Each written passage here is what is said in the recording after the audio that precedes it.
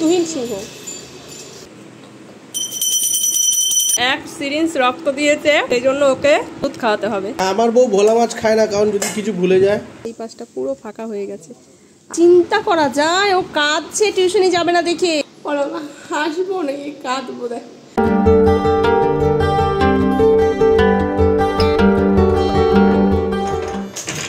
দেখুন বন্ধুরা, আজকে আমি রক্ত দিতে যাবো, তাও আমাকে কত খাটাচ্ছে। চল তো।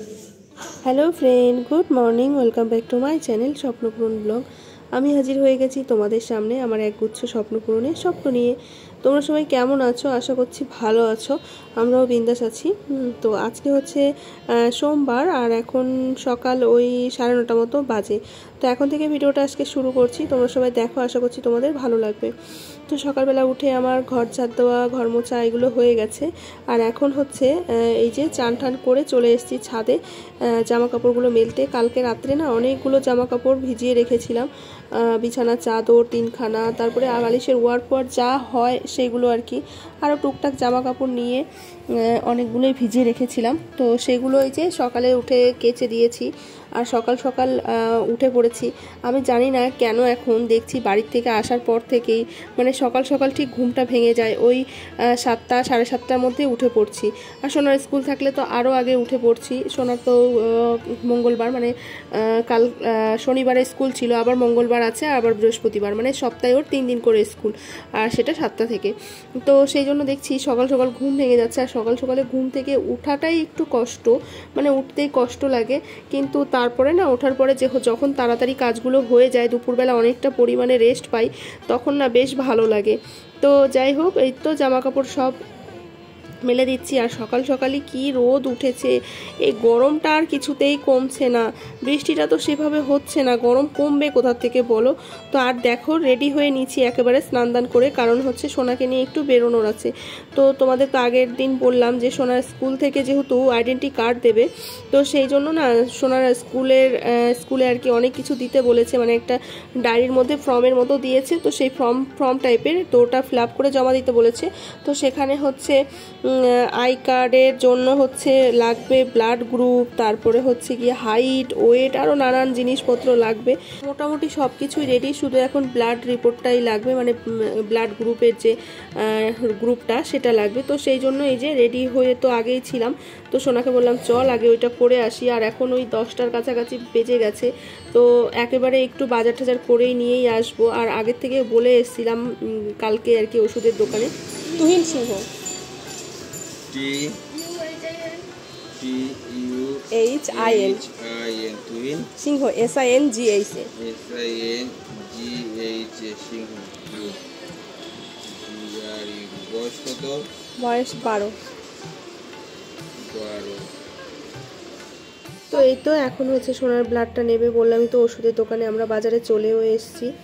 আর এখন হচ্ছে ব্লাড নেবে। আর এই যে এখানে প্রেশারটাও মাপা হয়, মানে ব্লাড প্রেশারও মাপা হয়। উনি এসে বসে রয়েছে ব্লাড প্রেশার মাপবে বলে। তো সোনার তো কিছুতেই শিরা খুঁজে পাচ্ছিল না, কিছুতেই না।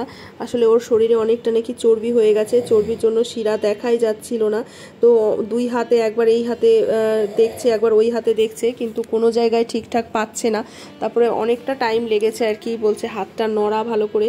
তো তারপরে তো সোনার কি কান্না শুরু করে দিয়েছে ভয়ের চোটে। তো তারপরে আমি আবার গিয়ে কাছে গিয়ে জড়িয়ে ধরলাম, তারপর ব্লাডটা নিল।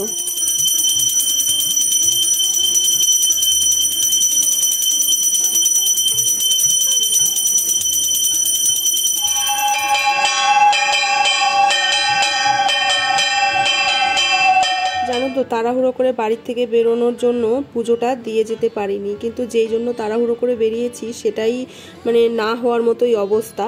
তো বাড়ি এসে আগে ভাবলাম যে না পুজোটা দিয়ে নিই, তারপরে হচ্ছে বাদবাকি কাজ করব। কি বলো তো, তাড়াতাড়ি বেরোলাম যাতে হচ্ছে একটু বাজার থেকে মাছ নিয়ে আসতে পারি, কিন্তু যেই মাছ আনতে চাইলাম সেই মাছ আর পেলাম না। কি বলতো, এই বাজারটা না কীরকম বলতো, ওই 10টার মধ্যেই না 10টা 10:30টার মধ্যেই উঠে যায়। তো যাওয়ার সময় মানে যেহেতু বাজারের ওপর দিয়ে ওষুধের দোকানটায় যেতে হয়, তো দেখলাম হ্যাঁ দোকান টোকান আছে, মানে মাছের দোকান, সবজির দোকান, কিন্তু ব্লাড দিতে আমাদের একটু টাইম লেগেছে, যেহেতু ওর শিরাটা খুঁজে পাওয়া যাচ্ছিল না। তো অনেকটাই একটু টাইম লেগেছে। তো ফেরার সময় দেখি কি বা মাছের দোকান টোকান সব বন্ধ হয়ে গেছে, একটা মাছের দোকান খোলা রয়েছে। তো সেখানে সেরকম মাছ নেই, মানে ওই রুই মাছ একটু কাটা ছেঁড়া রয়েছে। আর আমার না সব মাছ আমি পছন্দ করি না, মানে দেখে শুনে না আনলে আমার ঠিক ভালো লাগে না।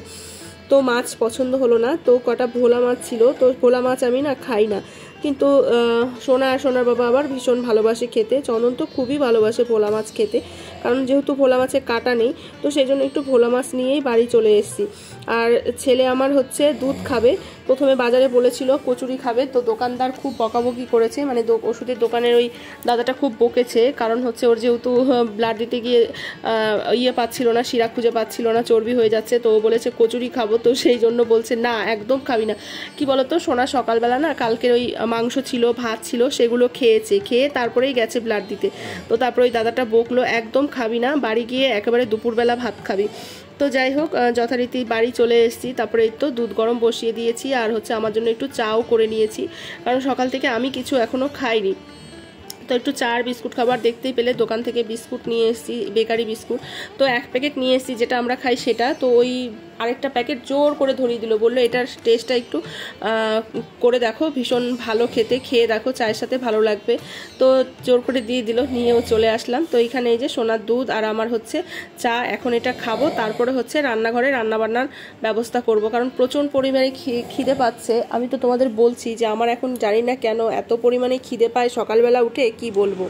বন্ধুরা, এক সিরিঞ্জ রক্ত দিয়েছে, সেই জন্য ওকে দুধ খাওয়াতে হবে।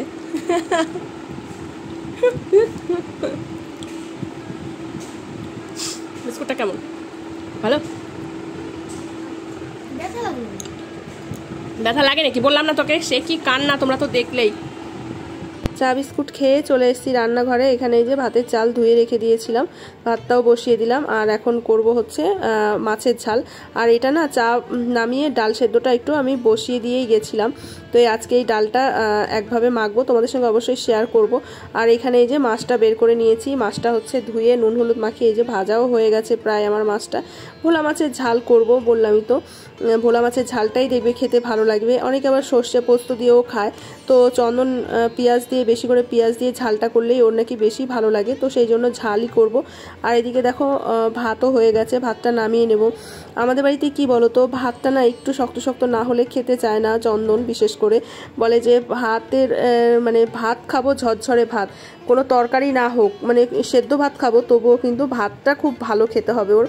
তো সেই জন্য ভাতটা নিয়ে আমার অনেক আর কি মানে টেনশনে রান্না করতে হয়, কারণ একটু যদি বেশি সেদ্ধ হয়ে যায় চন্দন খুব রেগে যায় ভাতে। তরকারি যেমন ইচ্ছা তেমন হোক, তরকারিতে একটু ঝাল না হলেই হলো, নুন না হোক তাও ভালো, কিন্তু ওই ভাতটা ঠিকঠাক হতে লাগবে, এটাই হচ্ছে ওর কথা। তো এইদিকে দেখো এই যে মাছের ঝোল আমার রেডি। আরামের জন্য না আমি হচ্ছে ডিমের অমলেট করে নিয়েছিলাম, কারণ আমি বললামই তো আমি ভোলা মাছ একদমই খেতে পারি না, আমার এত গন্ধ লাগে ভোলা মাছ, তারপরে মানে সমুদ্রের যত রকমের মাছ আছে সেগুলো আমি খেতে পারি না, আমার খুব গন্ধ লাগে, মানে জোর করে যদি খায়ও না, খাওয়ার পরে কেমন গা গোলায়, ভালো লাগে না। আর এই যে দেখো ডাল সেদ্ধটা, ডাল সেদ্ধর মধ্যে কাঁচা লঙ্কা, কাঁচা পেঁয়াজ, কাঁচা সর্ষে তেল দিয়ে মাখবো, এটা খেতে এত যে ভালো লাগে কি বলবো তোমাদের, তোমরা একবার করে খেয়ে দেখতে পারো।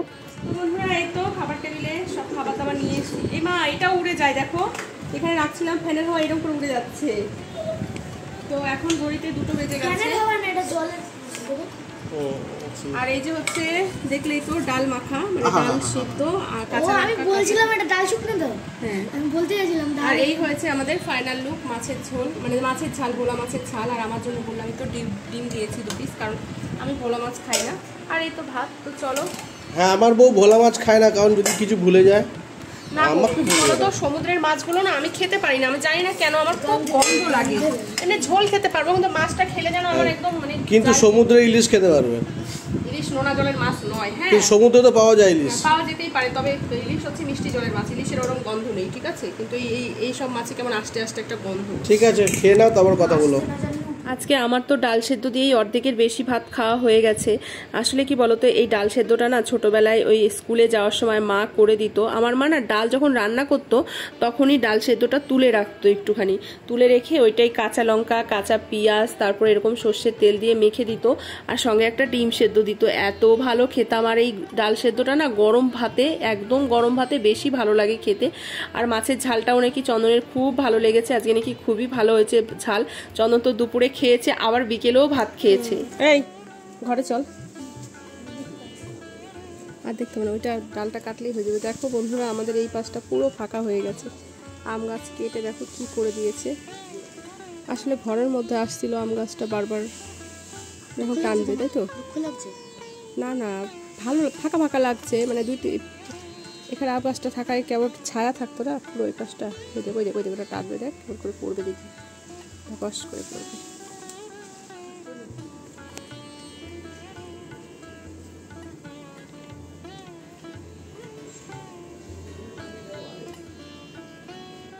কটা বাজে সোনা, দেখ ইয়ার কি মারবি না, 6টা পার হয়ে গেছে, তাড়াতাড়ি রেডি হ। হ্যাঁ